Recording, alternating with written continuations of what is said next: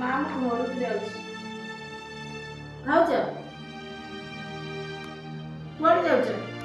ଦିଦି ତମ ଭାଇଙ୍କ ସାଙ୍ଗରେ ମୁଁ ଆମ ଘରକୁ ଯାଉଛି। ମୋ ମା ଦେହ ବହୁତ ଖରାପ।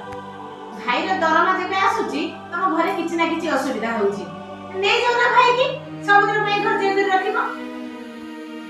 ଦିଦି ଏମିତି କଣ କଥାବାର୍ତ୍ତା କରୁଛ? ମୋ ମା ଦେହ ସତରେ ଖରାପ। ମୁଁ ଯଦି ମୋ ବାପ ଘରକୁ ଯାଉଛି ତମକୁ ଏତେ ବାଧୁଛି, ତାହେଲେ ତମେ ଶ୍ୱଶୁର ଘରେ ନ ରହିକି ବାପ ଘରେ କଣ ପାଇଁ ପଡିକି ରହିଛ? କେମିତି ନିଆଁ ଲଗାଅନି। ବନ୍ଦ କର ତମ ସେ ନିଆଁ ଲଗା କଥା।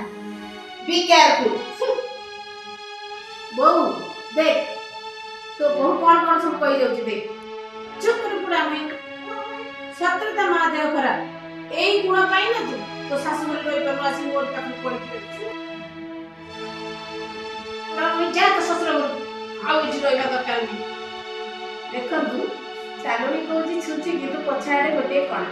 କିନ୍ତୁ ଚାଲୁଣି ଜାଣିନି ଯେ ତା